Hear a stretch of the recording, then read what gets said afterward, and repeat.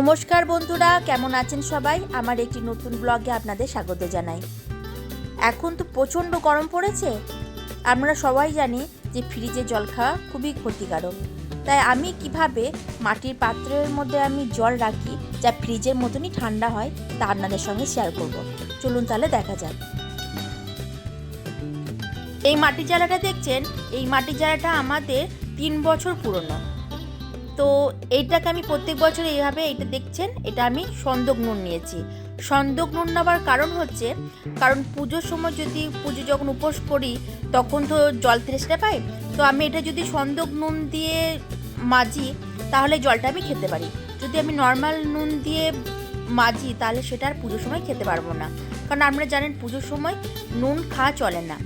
তো আমি এটা সন্দক নুন দিয়ে বাইরের দিকটা ভালো করে পরিষ্কার করে মেজে নিচ্ছি। মেজে নিলে এই জালার মধ্যে যে ছোট ছোট ছিদ্রগুলো থাকে সেগুলো খুলে যায়। ভেতরে কিন্তু আমি সেরকম কিছু ঘষাঘষি করছি না। ভেতরে ঘষাঘষি করলে জলটা নাকি সেরকম ঠান্ডা হয় না। আমি এটাই শুনে এসেছি, আমার ঠাকুমা এরকমই করতেন। তো সেই অনুযায়ী আমিও করছি। চারিদিকটা প্রথমে নুন দিয়ে মেজে নিচ্ছি, আর ভেতরটা আমি 2-3 বার জলটা পাল্টে পাল্টে ধুয়ে নেব। আগেকার দিনে মানুষরা এইভাবেই মাটি জ্বালাতেই জল রেখে জল খেত। বলুন তো তাদের রোগ কত কম ছিল। যত ফ্রিজের জল খাওয়া হচ্ছে যেসব মানুষরা, আমাদের শরীরে কত রোগ প্রবেশ করছে। তাই শরীরকে সুস্থ রাখতে হলে এরকম ধরনের জিনিস ইউজ করুন যাতে ডাক্তারখানা না যেতে হয়। আর এই জালার মধ্যে জল রেখে খাবেন, দেখবেন যে এর স্বাদটা অনেকটা পাল্টে গিয়েছে। আপনি দেখবেন ফ্রিজের জল আর এই জালার জলের মধ্যে খেয়ে বুঝতে পারবেন কতটা পার্থক্য। আর এই দেখুন কত সুন্দর আমাদের বাড়ির মধ্যে এই ফুলগুলো ফুটেছে।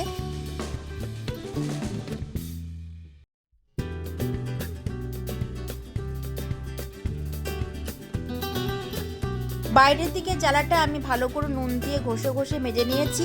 এবার ভিতরের দিকটা একটু জলটা 2-3 বার ভালো করে পাল্টে পাল্টে ধুয়ে নেব, কারণ ভিতরের মধ্যে বেশি ঘষাঘষি করা যাবে না। তাই ভালো করে ধুয়ে নিচ্ছি। এরকম অবস্থায় এক ভর্তি জল ভর্তি করে জালাটা আমি রেখে দেবো একদিন। যেহেতু আমি এটা পুরনো জালা, তাই এইটা আমি একদিন জল ভর্তি করে রেখে দেবো। আর এই দেখুন জলের মধ্যে আমি সন্দক নুনটা দিয়ে দিচ্ছি। এই সন্দক নুনটা দিয়ে দিলাম। এবার আমি এক ভর্তি জালাতে জল ভরবো এবং এটা আমি সারা রাত রেখে দেবো। যেহেতু পুরনো এটা জালাটা, তাই আমি একটা রাত্রে রাখবো। যদি নতুন জালা নিয়ে আসেন তাহলে 2 রাত্রি এইভাবে জল ভর্তি করে রেখে দিয়ে সেটা ফেলে দিয়ে তারপরে আবার ভালো জল ভরবেন। এই নুন দেওয়া থাকলে পরে যে পাত্রের মধ্যে ছোটো ছোটো ছিদ্রগুলো থাকে সেগুলো খুলে যায় আর জালার জল প্রচণ্ড ঠান্ডা হয়।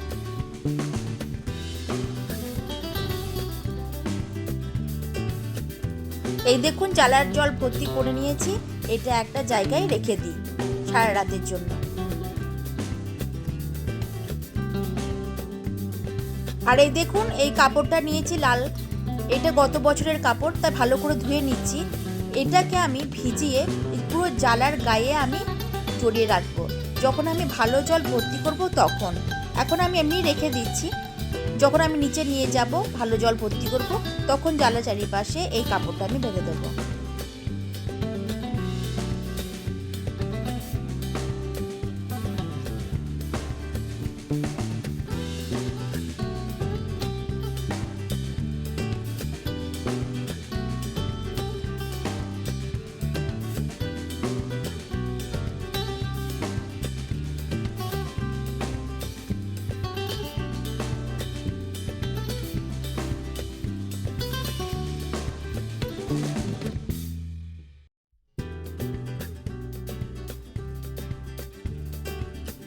এই দেখুন এই জালাটাতে আমি সারা রাত জলটা ভরে রেখে দিয়েছিলাম।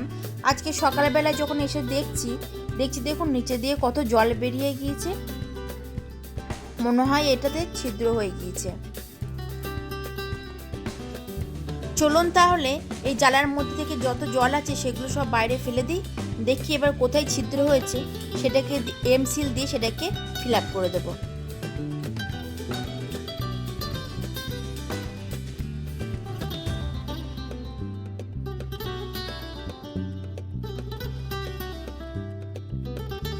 এই দেখুন কত বড় ছিদ্রটা হয়েছে, এখান থেকেই জলগুলো সব বেরিয়ে যাচ্ছিল।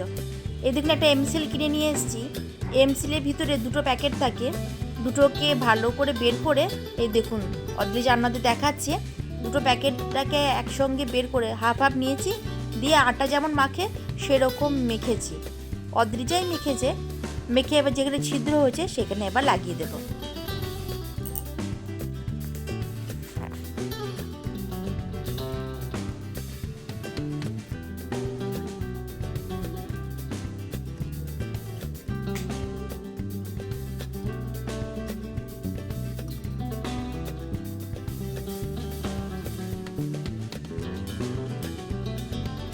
এই দেখুন এমসিল লাগিয়ে দিয়েছি, এটা শুকাবার জন্য আমি কিছুক্ষণ রেখে দেবো, তারপরে এতে আমি জল ভরবো। আর এদিকে আমরা নিচে চলে এসেছি, হাঁড়িটাকে রাখবার জন্য বালি দরকার, তাই বালি নিতে এসেছি। আর অদ্রিজা আমাকে তো খুব কাজে হেল্প করছে, তো এখানে থেকে বালি নিয়ে যাচ্ছি, কারণ এটার মধ্যে আমি হাঁড়িটাকে বসাবো, তাহলে হাঁড়ির জলটা প্রচণ্ড ঠান্ডা থাকবে।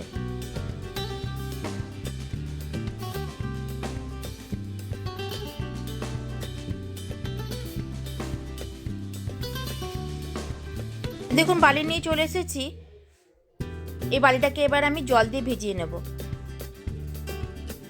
জল দিয়ে দিয়েছি, এবার আমি একটা টুল নেব, টুলের ওপর এইটা রেখে দিয়ে তার ওপর হাঁড়িটা বসাবো।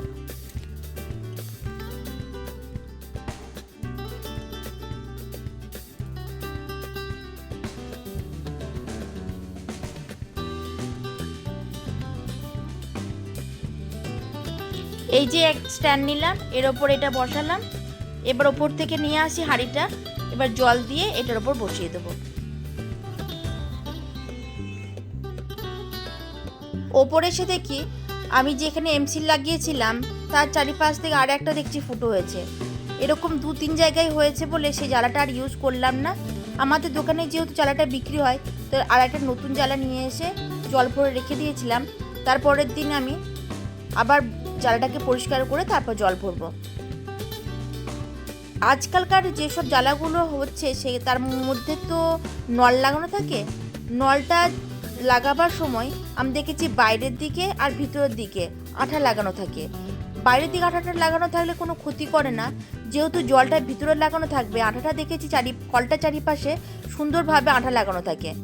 এই আঠাটা আমি কিছুতেই দেখছি যে আঠার দাগটা যাচ্ছিল না, তাই আমি এখানে একটা পাতা নিয়েছি, পাতাটা জবা পাতা, কারণ কোনো মানুষ ক্ষতি করে না, জবা পাতা তো খাওয়াই যায়, সেই হিসাবে আমি পাতাটা নিয়েছি। একটু ল্যালে ভাবও আছে, চারিপাশে ঘষে ঘষে পরিষ্কার করছি, কি মাটির জিনিস তো, তাই ঘষে ঘষে পরিষ্কার করলে পরিষ্কার হয়ে যায়। 2-3 বার জলটা আমি পাল্টে পরিষ্কার করে নিলাম। আর যেসব আঠাগুলো লেগে আছে সেই আঠাটা ভালো করে ধুয়ে নিলাম। এবার ভালো করে ধুয়ে নিয়ে পরিষ্কার জল এবার আমি একটু রাখতে পারবো।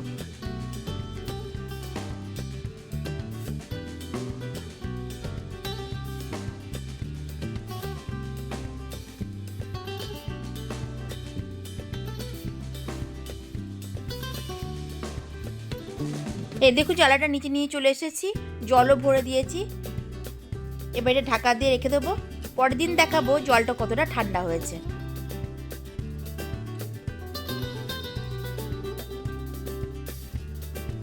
যে দেখছেন লাল কাপড়টা ভিজিয়ে নিয়েছি, এইভাবে জড়িয়ে রেখে দেব। এবার দেখাবো আমি পরের দিন কেমন জলটা ঠান্ডা হয়।